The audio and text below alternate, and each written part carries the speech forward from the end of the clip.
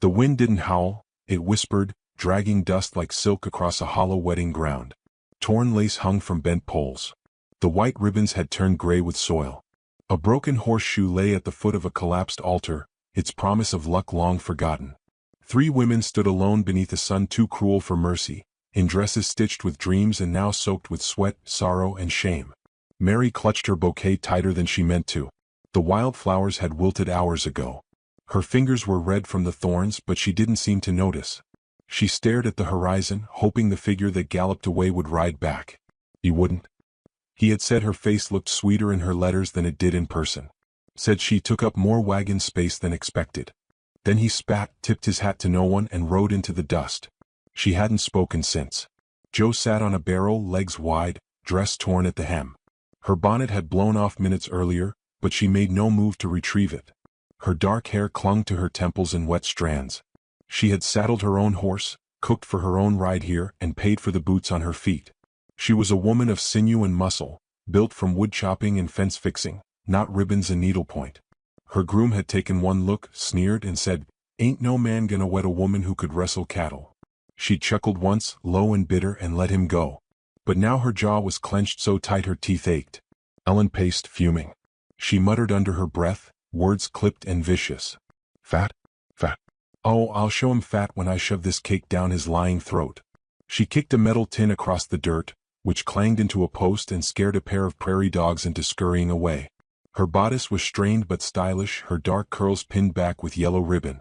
Her letters had promised laughter, clever jokes, a woman who could charm a tavern into silence. She hadn't expected her husband to turn red-faced at the train station, blink at her waist, and say loud enough for everyone to hear, "You didn't say you were like this." The 3 of them hadn't known each other before that morning. Now they were sisters, bound by insult. The townsfolk had watched, of course. Some hid behind curtains. Others whispered by the saloon doors.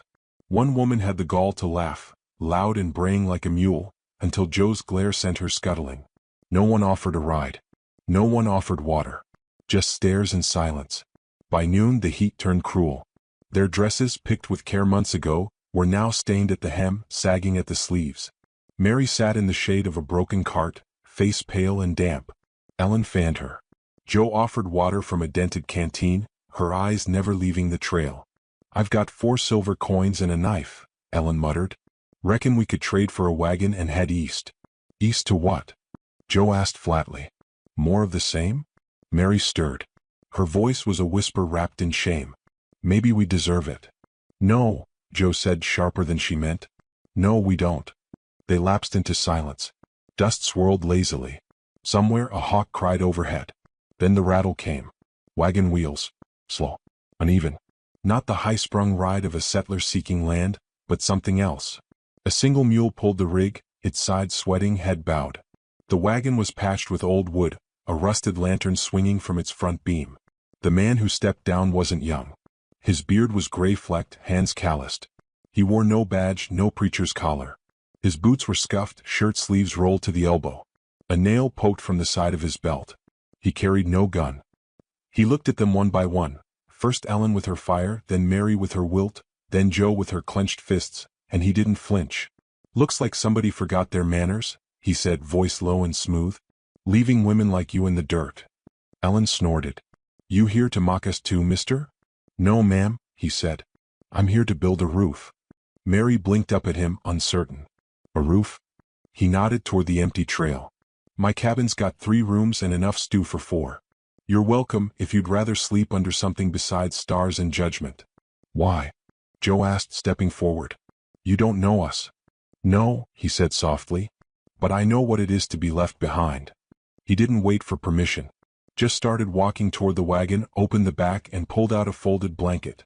Set it gently on the ground, like he was preparing a bed for royalty. The women exchanged glances. No words, just slow, tired nods.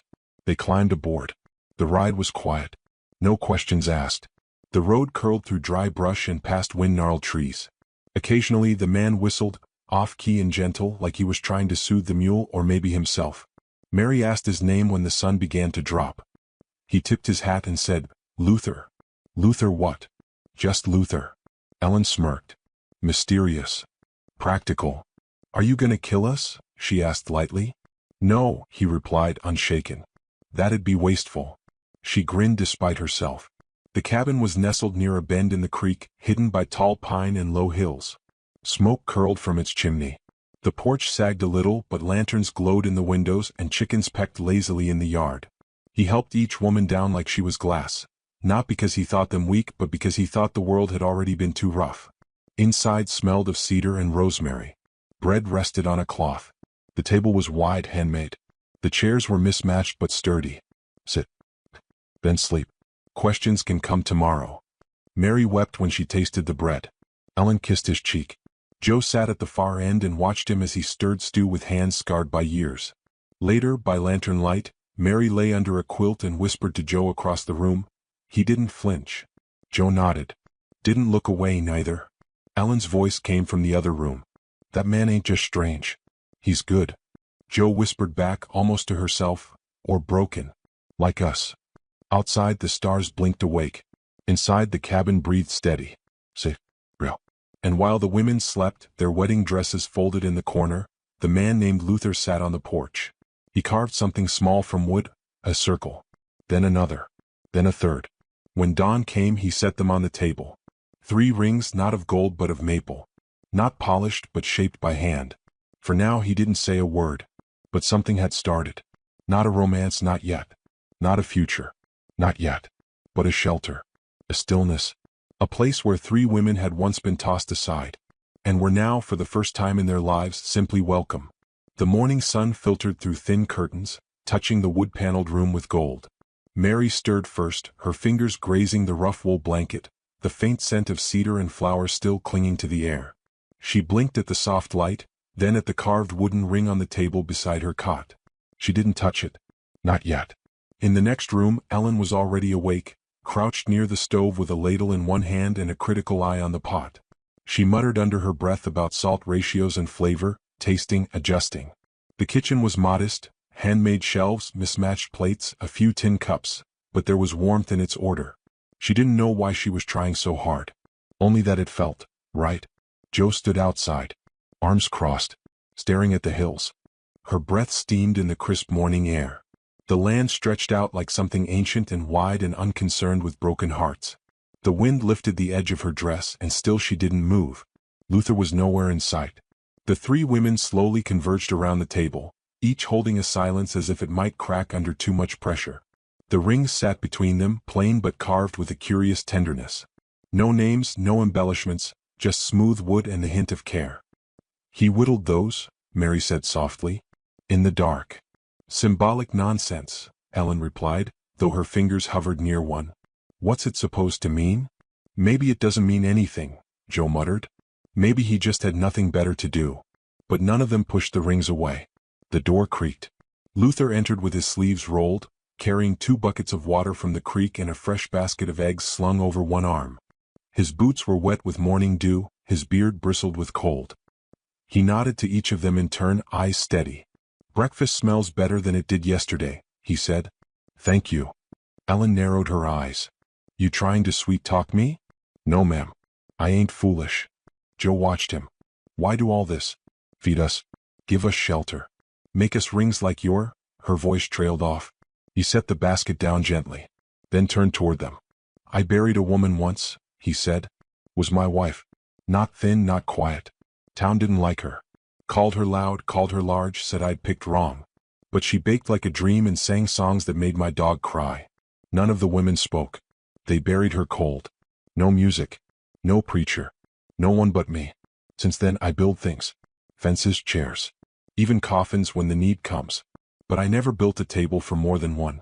Until now. Mary's eyes shone. We remind you of her? No, he said. You remind me what she was owed. Joe looked down at her hands. Rough from work, cut from wood. No man had ever called her worthy of more than muscle. She didn't trust the warmth curling in her chest. Ellen crossed her arms. You saying we can stay? Just like that. You want a signed contract? Luther asked. I've got a branding iron. Could burn my name into the wall. Mary giggled. Ellen huffed but smiled.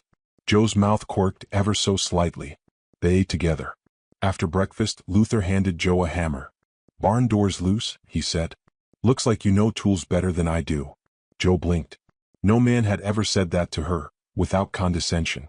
Ellen took over the kitchen, reorganizing shelves and cleaning knives with military precision. She whistled tunelessly. No one told her to hush. Mary found herself in the garden, sleeves rolled, bare fingers brushing the soil. She pulled weeds slowly, reverently, as if remembering something long forgotten. The day stretched lazy and sun-drenched. Around midday a rider approached. Not fast. Not cautious. Just purposeful. Luther walked out with a slight limp, one hand resting loosely at his belt, not near a weapon but ready. The women watched from the porch. The rider was tall, sunburned, with a crooked smile and eyes too sharp for kindness. "You Luther Morrow?" he asked. "I am. Name's Clay Dalton. I'm here for the woman I brought out west. Mary. She's my betrothed." Mary's spine stiffened. "You abandoned her," Luther said flatly. Clay shrugged. "Didn't take kindly to being lied to." "She never lied." "You read her letters?" "I read her eyes." Clay spat in the dirt. "Ain't your concern. She's mine. I paid for the train. Paid the matchmaker." "She's not property," Luther said, stepping forward. Clay raised his brows. "You gonna fight me over a woman that don't belong to you?" Joe stepped down from the porch. Ellen joined her, arms crossed, chin high. Mary's voice broke the silence. "Quiet. Clear. You can leave, Clay." His head turned slowly. "What?" "You left me in the sun. With no food. No care. You don't get to decide now. You don't get to have me."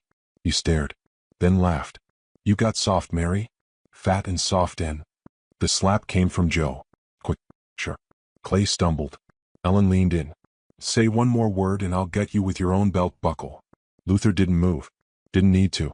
Clay wiped his mouth, glared at them all, then turned and mounted his horse. "You'll regret this," he muttered.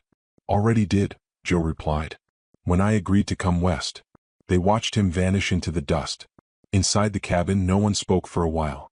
Then Luther cleared his throat. "He won't be the last. I can't promise I'll always be here first. But I can teach you to shoot. If you like." Joe nodded once. "Yes." Mary looked at her hands. "I never fired a gun. No better time to learn." Ellen smirked. "Hell. Let's make a sport of it." By sundown they were all behind the barn with rifles and bottles balanced on fence posts. The first shots were wild, scattered. Then Joe adjusted her stance, fired, and a bottle shattered. Mary shrieked with laughter. Ellen nailed 2 in a row. Luther just watched, arms crossed, the corners of his mouth twitching. Later, around the fire, Mary leaned close to Ellen. "Do you think he's lonely?" "Who, Luther?" Mary nodded. Ellen watched him across the flames. He was staring into the dark as if remembering things no one else could see. "Yeah," she said. "But I think he's been lonely so long he forgot what full feels like." Mary curled closer to the flames. "Maybe we remind him." "Maybe." In the quiet that followed, Joe stood and walked to the porch. She took one of the wooden rings and slipped it on. It didn't fit perfectly. It didn't shine. But it felt like something real. Inside, Luther placed another log on the fire. He said nothing. Just watched the glow dance across their faces. 3 women. 3 chances. And maybe, just maybe, a 4th ring still to carve. The smell of pie drifted through the cabin long before sunrise. Ellen was already elbow-deep in flour, lips pursed in concentration, sleeves rolled high. She didn't like silence, not when her mind started wandering back to broken promises and cruel laughter. So she baked. Spiced apples, cinnamon, and whatever calm could be found in the rhythm of the rolling pin. Mary sat by the window, braiding yarn into a new curtain tie. She hummed to herself, a soft lullaby she barely remembered learning, eyes flitting to the rising light across the river. Her voice had grown steadier these past weeks, the tremble replaced by something firmer, though still tender. Joe was outside with Luther, chopping wood behind the barn. The sound of the axe striking logs came like a heartbeat, steady, sharp, unyielding. Luther gave her space, only speaking when necessary. But every time Joe wiped sweat from her brow, he handed her a fresh cloth. Every time she paused to breathe, he nodded in approval, not as a teacher, but as an equal. The cabin was finding a rhythm. Meals, chores, even laughter. Until the hoofbeats shattered it. Fast, heavy, urgent. Joe straightened. Ellen peeked through the curtain. Mary pressed a hand to her chest. 2 men rode hard up the path. Their coats were too clean, their boots too polished. The third, riding behind, looked familiar, his sloped posture, that mean tilt to his mouth. It was Clay Dalton again. But now he wasn't alone. Luther stepped off the porch and reached for his rifle without ceremony. The first man dismounted with a smirk. "Name's Sheriff Riggs. I hear you're harboring women who belong to other men." "They don't belong to anyone," Luther replied. Clay spat. "They were bought fair. Letters, passage, courtships. Ain't my fault they hid their conditions." "They're not livestock," Luther said, stepping forward. Riggs raised a brow. "Law says they're property if the contracts are signed. You interfering?" Jo moved beside Luther, her stance solid. "You're here to drag us back?" The sheriff's gaze flicked over her. "You speak pretty brave for a woman out of place." "She's not out of place," Luther said. "You are." Inside the cabin, Ellen had slipped a blade up her sleeve. Mary was trembling but reaching for Joe's old rifle propped in the corner. Her fingers shook as she loaded it, slow but determined. Outside, Clay puffed his chest. "I want what's mine." "No," Ellen said from the doorway, eyes sharp. "You want someone to hurt." The sheriff cocked his gun. "Let's make this simple. Hand him over, or we'll take the whole damn cabin down." Luther's voice was a whisper of thunder. "You're not taking anyone." Then came the crack. Mary's rifle fired first. The bullet missed but shattered the wheel of Clay's wagon. Wood splintered. Horses neighed, rearing. Joe grabbed Luther's second rifle and took aim. Ellen stepped outside with the kitchen knife, yelling like a banshee, waving her apron as a distraction. Luther fired once, clean. The sheriff's gun flew from his hand as he yelped, clutching his wrist. Clay scrambled for cover behind a water trough, but not before Ellen threw the pie, hot, sticky, scalding, which splattered across his face and neck. He screamed and fell backwards. The chaos lasted less than a minute. The men, disarmed and humiliated, now knelt with hands raised. Luther stood above them, jaw tight, shoulders still. Jo pressed her rifle to the sheriff's chest. "You'll leave this land. You'll never come back. Not for us. Not for anyone." He swallowed hard. "We got law on our side." Ellen leaned in. "Well, we got pie." The tension broke like a fever. The sheriff nodded, face pale. Clay whimpered, burns rising across his cheek. They mounted up, less proud now, and rode off without a single look back. Luther turned, breathing slow. Mary was still by the doorway, rifle in hand, shaking. "You shot first," Jo said softly. Mary nodded, eyes wide. "I was scared." "You were brave." Ellen walked up beside them, brushing flour from her skirt. "And you ruined my pie." Luther laughed, the sound low and warm. They spent the rest of the day quiet but close. No one mentioned the broken wheel, the splinters still buried in the dirt. Luther fixed the porch rail. Jo sharpened the axes. Ellen baked again, humming off-key. Mary repotted herbs by the windowsill, her hands steady now. That night they ate together by firelight. No tension. Just a slow blooming sense of something whole. Luther stood after dinner and pulled a folded cloth from a drawer. Inside were 3 leather-bound pouches. He handed one to each woman. Jo opened hers and found a key. Ellen's held a folded deed. Mary's revealed a stitched handkerchief with initials carefully embroidered. MEFJB. "I registered the cabin in all our names," Luther said quietly. "A man can't give back what was taken from you. But he can build something with you if you'll let him." Joe's voice cracked. "You don't want to keep this place for yourself?" "I had a life once," Luther said. "Now, I'd rather build something that doesn't need me to hold it together. Something that lasts because of you." Mary looked at her initials and smiled. Ellen leaned back. "You proposing to 3 women at once?" He looked to the fire. "I'm offering peace. If that grows into something else, that's your choice." Jo stepped forward. "And if it doesn't grow into love? I'll still build chairs for each of you," he said. "Still keep a fire warm." The room was quiet a moment. Then Ellen said, "If we say yes, hypothetically, who gets the first kiss?" Mary turned red. Jo rolled her eyes. Luther raised a brow. "You can draw straws." They laughed. And though nothing was spoken clearly, nothing had to be. Outside, the wind curled soft around the chimney. Inside, 3 women sat at a shared table, holding more than deeds and keys. They held a choice. And for the first time in their lives, it was theirs. The river thawed in early spring, breaking through the ice with the soft violence of renewal. Along its banks, wildflowers took root, defiant little things in blue and yellow. Wind moved gentler now, the kind that tousled hair instead of stealing breath. And on the porch of a cabin nestled between pine and prairie, 3 women stood in dresses not made for weddings, but for work and comfort, stitched by their own hands. Mary wore soft green. The color of new leaves, of patience, of second chances. She held a tiny pot of violets, their petals shaking with the breeze. Her smile was quiet, shaped by weeks of planting, mending, tending, and choosing herself again each morning. Ellen leaned against the porch post, dressed in golden cotton, bright as buttered sunlight. Her hair was pinned back with wild abandon, and her apron still bore smudges of flour and ash. She had laughed more in the past week than in the last 5 years combined. Jo stood in deep maroon, sleeves rolled, boots laced tight. Her hair was braided down her back like a war banner. Her arms, once only used for building fences or lifting hay, had found other uses: comfort, protection, affection. She hadn't spoken of leaving once in 3 months. They were not the same women who had been left under a wedding arch. They had outgrown it. Luther stepped onto the porch in a freshly washed shirt, buttons done with care but no tie, no fuss. He carried no bouquet, no ring box. Just a plank of maple carved into 3 perfect curves, circles for each of them, polished smooth with beeswax and patience. "Hope this isn't too plain," he said. Ellen crossed her arms. "You make me cry, I'm shoving pie in your face." Jo took the rings, weighing them in her palm. "They're perfect." Mary's fingers brushed Luther's. "You built these slow." "I had to be sure," he said. "Didn't want to get the shape wrong." The preacher was already there, an old friend of Luther's, called in from a far-off village. He was short, round, and looked confused the entire time.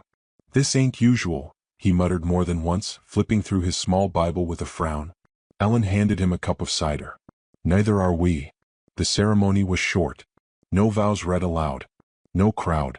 Just a string of words spoken in gentle voices. Each woman took a ring. Each woman kissed Luther on the cheek in her own way at her own pace. There was no drama, no music. Only the wind and the birds and the 3 goats bleating in protest from behind the barn. Afterward they ate together at the long table inside. A pie was sliced. Jars of pickled vegetables opened. A roast turned slowly over the fire. It was not extravagant, but it was sacred in its simplicity. Later, Jo walked to the edge of the creek with Luther. She didn't speak, just handed him a smooth stone she'd kept hidden in her boot. "Picked it up the day you stopped Clay from taking us," she said. "Meant to throw it at his head. But I kept it." He ran his thumb across it. "Seems a shame to waste a good stone on a fool." Jo's grin was sharp and warm. "Thought it might fit into the foundation. When we build the new wing." He blinked. "New wing. Gonna need one. Ellen says we're opening a pie shop. Mary's teaching the neighbor girls letters. I want a forge." "A forge. I'm tired of waiting for other men to build what I need." He nodded once. "Then we build." Back inside, Mary was sorting through old letters, some from family, most from strangers. She held each one, then tossed them into the fire. One by one, the words that once told her she was too soft, too big, too gentle, turned to ash. Ellen wrote a sign to hang above the front door, "The cabin with 3 rings." Beneath it, she painted a crude image of a pie tin with crossed rifles underneath. "You think people will understand it?" Mary asked. Ellen shrugged. "Let them guess. We earned mystery." They did not live quietly. They lived loudly. Not with noise, but with certainty. When a neighbor complained about 3 women sharing a home with 1 man, Jo built him a fence overnight and never charged. When someone asked if they were all married, Ellen said, "Depends how bad your imagination is." When Mary delivered a neighbor's baby alone during a flood, no one asked her about propriety again. Luther watched it all unfold with a reverence few men carried. He didn't lead them. He walked beside them. He slept near the fire most nights, never taking more than was freely given. And in return, he received more than any man had a right to hope for: companionship, laughter, the gentle touch of fingers in his hair as he fell asleep, the occasional burnt pie crust he pretended was delicious. One evening, months later, a rider came again. This time it was a young girl. Her dress was torn, shoes missing, lips cracked from thirst. She didn't speak, just stared at the house, tears clinging to her lashes. Mary took her inside. Ellen fed her. Jo stood guard on the porch. Luther didn't ask questions. That night, as the girl slept near the hearth, he carved another ring. When Ellen saw it, she said, "You planning on making one for every lost soul that shows up here?" He smiled. "If I must." She rolled her eyes. "You'll run out of wood. Then I'll plant trees." Later, as the fire burned low, the 4 of them sat close together. Mary's hand rested on Jo's. Ellen's head tilted toward Luther's shoulder. The wind pressed against the cabin walls like an old friend returning. Luther spoke not to them but to the air. "I used to think love was one thing. One woman. One road. I was wrong. Love's a whole damn landscape. And sometimes if you're lucky you don't walk it alone. Joe nodded. We're not walking anymore. We're building. Mary smiled. Together. Ellen raised her cup. To the cabin with 3 rings, and whatever else we damn well feel like adding. Outside, the moonlight pooled on the grass. Inside, the fire warmed more than just skin. And somewhere beyond the edge of town, the echo of rejection faded into something softer. Something slower. Something strong. Because sometimes the best endings are the ones no one else believed in. The train moaned over rusted tracks, screeching through wind-beaten plains as it hurtled west. Inside one of the middle cars, a girl sat still as bone. Her gloves were white cotton, slightly too large, and trembled faintly where they clutched the letter on her lap. Outside, the sky burned gold and dust whispered like secrets across the windows. But Ada Bell didn't look up. She stared at the envelope like it might vanish if she blinked. The letter bore creases now, its edges softened by months of clutching, folding, and unfolding. Horace Grady, it read at the bottom in neat, stern strokes. He had written of his land in Dry Creek, his strong hands, and his need for a quiet, respectful wife. I do not care for frills or nonsense. Just a woman with a steady heart who doesn't mind hard work. If you're willing, the train west awaits you. He hadn't seen her picture. She hadn't sent one. Ada Bell had burned when she was 9. A lantern kicked over in the barn during a spring storm. The fire took the left side of her face, part of her shoulder, and left her skin warped in patches down to her collarbone. In the years since, she'd taken to gloves, wide-brimmed bonnets, and the art of silence. People stared less if you kept your eyes down and voice soft. But at 20, with her father dead, her stepmother remarried, and no one left to take her in, silence alone wasn't enough to build a future. So she answered an ad. And boarded a train. Her reflection flickered in the window, distorted by the glass and glare. A smooth right cheek and soft blue eye, framed in soft honey-blonde curls. That was the side folks called sweet. The left, well, the left had no such name. She tugged her bonnet lower and watched her future creep toward her in blurs of desert scrub and weathered telegraph poles. The conductor's call jolted her. Dry Creek. Next stop, Dry Creek. Her breath caught.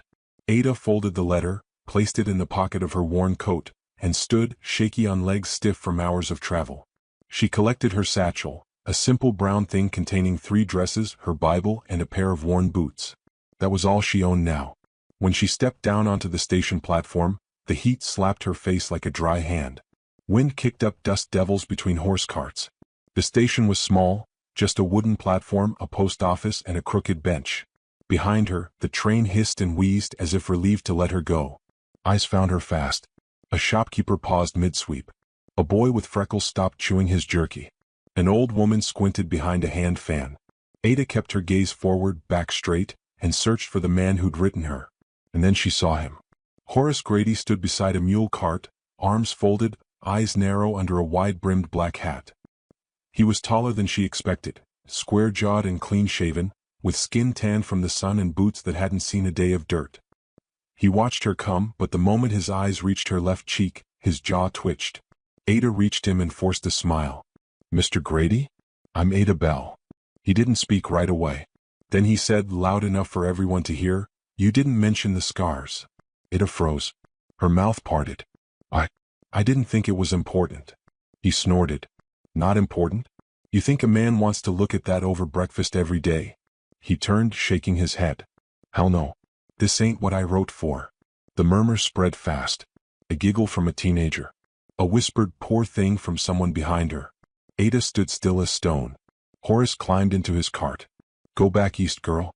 Or find someone who don't mind broken things. I ain't that man." Then he rode away.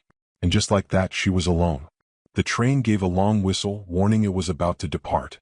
She stood between 2 choices: stay in this hot, empty town or board again with no money, no destination, and no welcome waiting anywhere. Her hand moved slowly to her coat pocket where the letter still rested. Her thumb rubbed the ink of his signature. She turned toward the train. "Miss," a voice said behind her, low and gentle. "You dropped your letter." Ada spun, startled, eyes wide. A man stood a few feet away, holding the paper she hadn't realized she'd dropped. He looked to be in his 30s, tall but with a slight bend in his left leg as if it pained him to stand straight. He had a face like warm cedar wood, sunburned, lined at the corners and steady in the eyes. His clothes were simple. Dust clung to his sleeves and his hat had been patched more than once. But there was a softness about him, something still and kind. She took the letter from his hand slowly. Thank you. He didn't look away from her face, not even the left side. Didn't blink or wince. I saw what happened, he said. You all right? I'll manage, Ada murmured, voice low. You've got grit, he said, nodding once. Not many folks could stand straight after something like that, let alone do it with dignity. She blinked. I didn't catch your name. Thomas Hale, he said. I've got a small ranch just past the ridge, 3 Crows. Was in town for supplies. He paused, looked down at her bag. Where you headed now? Ada hesitated. I don't know, she admitted. East, maybe. You ain't got a ticket, he said. And conductors already closed the car doors. Sure enough, the train let out a final shriek, and the wheels began to grind into motion. Her last lifeline rolled away with clanging steel, trailing a ribbon of smoke across the gold sky. She exhaled. I ain't offering anything improper, Thomas added gently. But I got an extra room on the ranch. If you need a place to rest just for the night, you're welcome to it. You don't know me, Ada said carefully. No, he agreed. But I reckon I know what it means to be left behind. And I reckon you could use a meal and a roof while you figure things out. She looked around. The town was small, its buildings like sun-bleached bones. Every eye still watched her, most pretending not to. There was no one she could afford. No family here. No welcome. And the man in front of her had eyes that didn't flinch. I'll come with you, she said, voice steadying. Just for the night. He nodded as if he expected no more.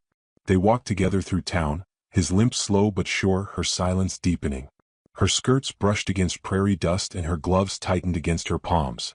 As they passed the mercantile, the boy who had giggled earlier muttered, Guess she found the one man too busted to care. Thomas stopped, turned. The boy shrank under his stare. That girl has more backbone than you've got sense, Thomas said, calm but cold. Maybe your mama oughta patch your tongue next time you run it. The boy bolted, red-faced. Ada looked over.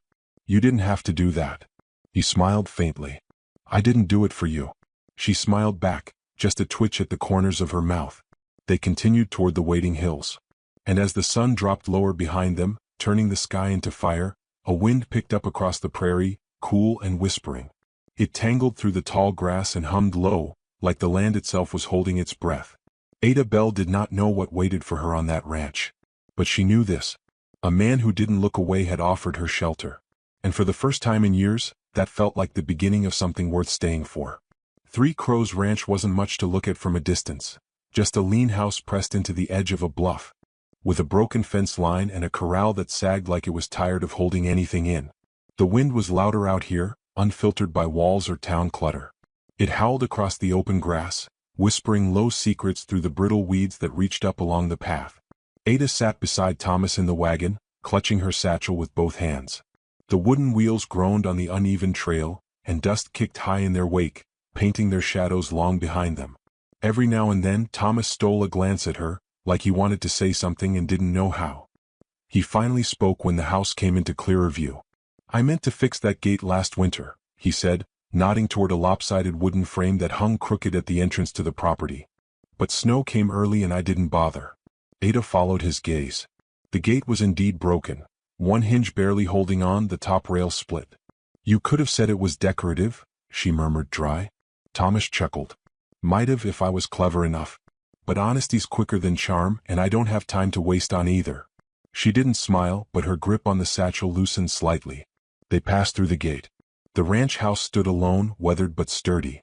A porch ran along the front with 2 old rocking chairs, one missing a slat. A red dog barked once and then went quiet, tail wagging as it jogged alongside the wagon. That's Elmer, Thomas said. He don't bite unless you ask real nice. The dog sniffed at Ada's boots as she stepped down, then followed her to the porch, his ears perked.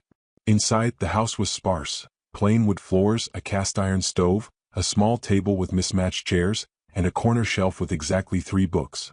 A quilt hung on one wall, hand-stitched and faded. There was no sign of a woman's touch. Thomas showed her to a narrow room off the back.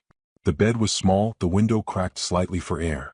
A water basin sat on a stool and a single chair stood near the door. I know it's not much, he said, but it's clean. You've got your privacy. It's more than I expected, Ada replied, stepping inside. She turned to face him. "Thank you." He nodded, then paused in the doorway. "If you need anything, well, holler. I'll be out early fixing fence lines, but I'll leave the coffee hot." With that, he left her alone. Ada woke the next morning to birdsong and sun bleeding through the thin curtains. She'd slept deeper than she had in weeks. For a moment she lay still, unsure where she was. Then the scent of coffee and fresh earth drifted in, and it all came back: Dry Creek, Horace, the rejection, and the man who hadn't looked away. She washed quickly, brushed her hair into a tidy knot, and stepped into the main room. The red dog thumped his tail lazily on the floorboards. Thomas wasn't inside, but a note sat beside a mug of coffee: "Gone to mend east fence. If Elmer bites, he's joking." Outside, the land stretched out like a canvas painted in gold and brown.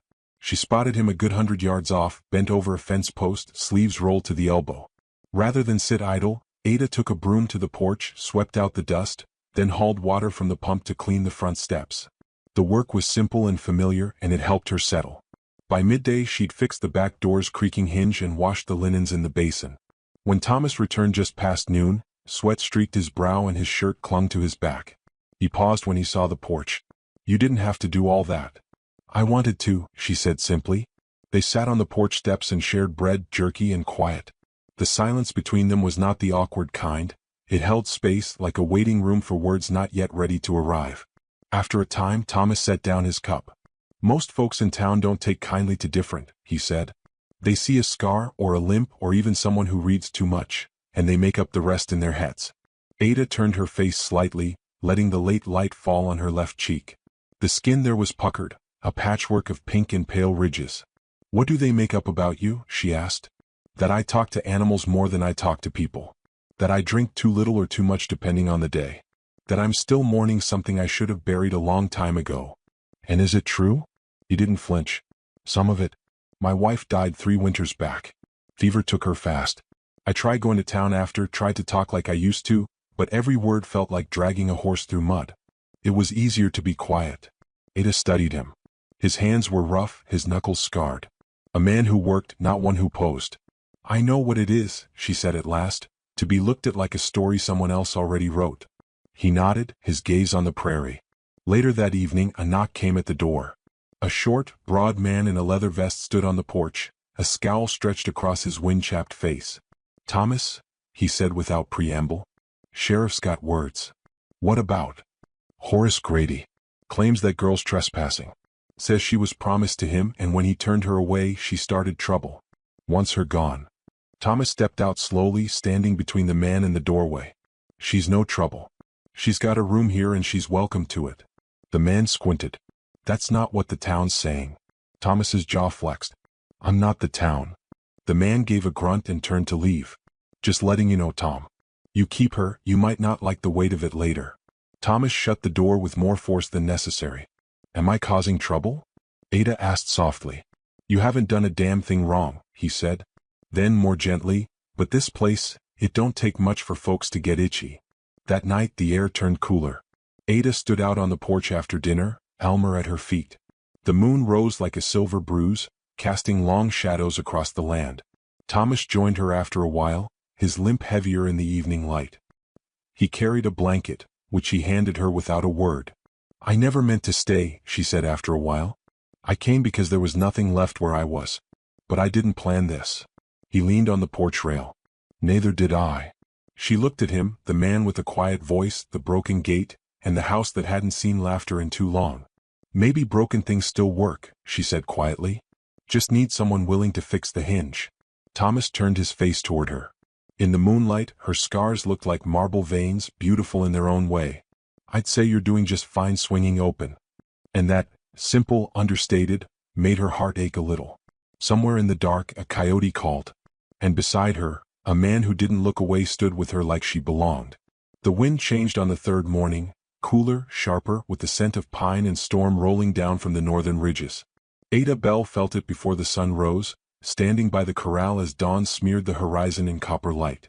The land stretched wide, but something about the stillness didn't sit right. Thomas had left early again, off to mend a pasture fence, but before riding out he'd said something that lingered in her mind: "People don't hate what they see. They hate what makes them feel small." Ada thought about that as she fed Elmer and swept the porch again. The broom moved like it had memory, like her hands were working through more than dust. The sound of it scraping wood was the only rhythm that calmed her lately. Until she saw the nail. It glinted on the barn wall, sunlight catching the edge of a square head. There was something folded beneath it. She walked over slowly, heart thudding like it already knew. She tugged the paper loose. 4 words scrawled in thick black ink. Leave or we burn. Her breath caught. She turned it over, nothing on the back. No name. No mark. Just a message soaked in the kind of silence that preceded violence. She stood frozen for a moment. Then turned toward the pasture. Thomas returned by noon, dirt caking his boots, sweat darkening his collar. The moment he saw her face, he dropped the reins. What happened? She handed him the note. His jaw worked. Where was it? Barn wall. He said nothing for a long while. Just stood there, holding the paper like it might catch flame in his hand. Finally he spoke. They think fear drives people off faster than truth. Are they right? She asked. He looked at her, then really looked. Her face, her scarred cheek, her clenched jaw. The way she stood, like the wind itself couldn't move her. No, he said. Not this time. That night they sat at the kitchen table, oil lamp burning low. A box rested between them, small, wooden, with a rusty iron latch. I haven't opened this since before my wife passed, he said, lifting the lid. Inside lay a revolver, clean but worn. Beneath it, a box of bullets. He held it out to her. I can't shoot, she said softly. You ever learn? No one ever tried. He placed the gun on the table. Then we'll try now. Out behind the barn, beneath stars brighter than city lanterns, Thomas set up 4 tin cans on a fence post. He showed her how to hold the revolver, how to breathe, when to squeeze and not to flinch. She missed the first 2. Hit the third. And the fourth? The fourth she shot straight off the post. He laughed once. Well, damn. She smiled, really smiled, and the night air felt lighter for it. But lightness didn't last. 2 nights later they woke to smoke. The barn. Flames clawed at the roof, licking through the slats like a beast with a hunger. The horses screamed. Elmer barked until he coughed. Thomas was already out the door, water bucket in hand, shouting for her to stay back. Ada didn't. She ran toward the shed, grabbed a second bucket and plunged it into the trough. Together they threw water, shouted, dragged blankets to smother sparks. The fire fought hard, but they fought harder. By the time the last ember died, half the roof had caved. The air was thick with smoke and ash. The animals, spooked but safe, stood in the corner, wide-eyed and snorting. Thomas coughed hard, hand braced on his knee. Someone said it. No doubt, Ada replied, voice rasping. They wanted to prove they meant their words. She turned to him. We can't wait for them to try again. His silence said he knew she was right. That morning Thomas cleaned the shotgun. Ada rode into town. She walked through Dry Creek like she had armor on, head high, gloves off, bonnet trailing behind her like a banner. People stared. A few crossed streets. One man tipped his hat but didn't meet her eyes. At the mercantile she bought nails, a hammer, flour and lamp oil. Planning to build a war? The clerk asked dryly. Planning to survive one, she answered. On the way out she passed the saloon. Horace Grady sat on the porch, boots up, hat down, whiskey in hand. He looked up. Saw her. Ain't you got the shame to leave town yet? He called out. She didn't stop. He laughed. You think that cripple can protect you? You think scars make you special?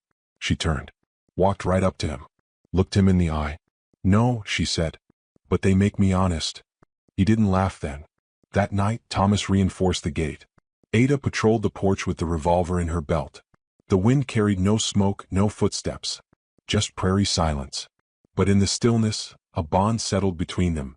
Something unspoken but solid, like a stone foundation beneath shifting ground. Later, as they sat on the porch watching lightning flicker on the horizon, Thomas asked, You scared? Of fire? Yes. Of leaving? She shook her head. I've left before. I'm more afraid of never being seen. He reached over slowly. Took her hand. You're seen, Ada Bell. They sat there until dawn. When morning came, the sun found her standing alone, revolver in one hand, hammer in the other, fixing the broken gate herself. Each nail she drove into wood echoed with defiance. She didn't look over her shoulder once. And far off in the distance, where the grass met the sky, a rider sat watching from the ridge. Waiting. The next chapter had already begun to gallop toward them.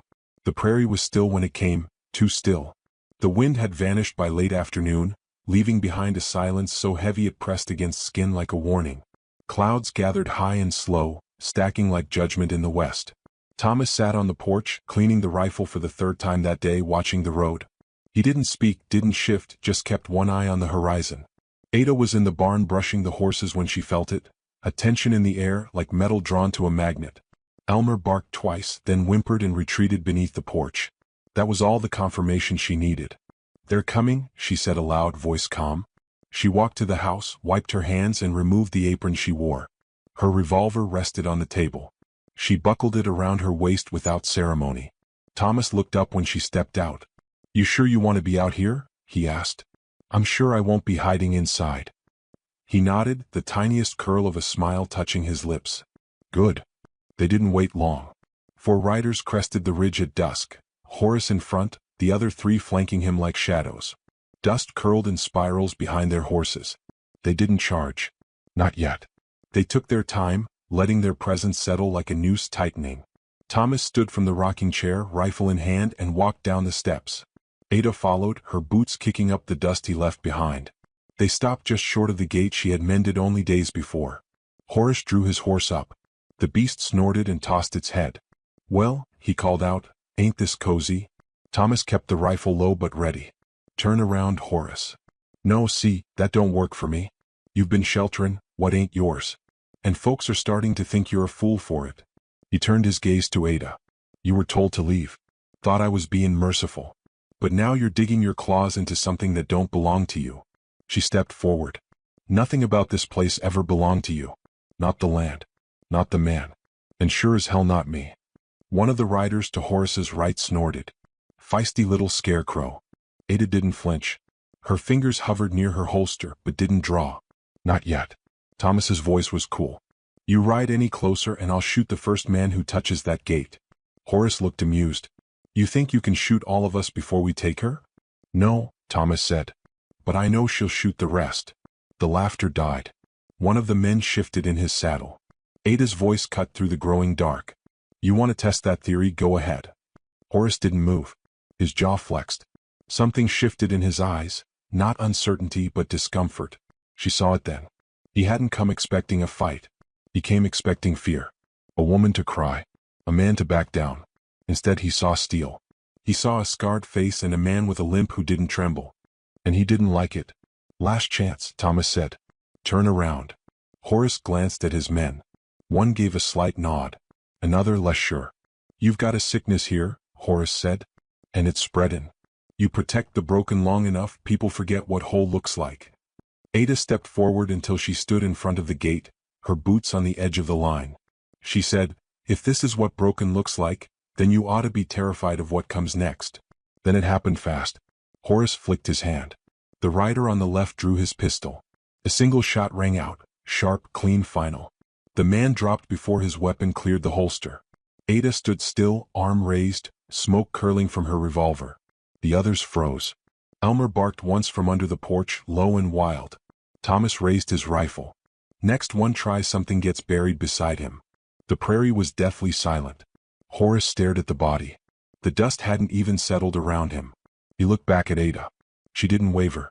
Her face was calm, resolute, the wind tugging her hair loose behind her bonnet.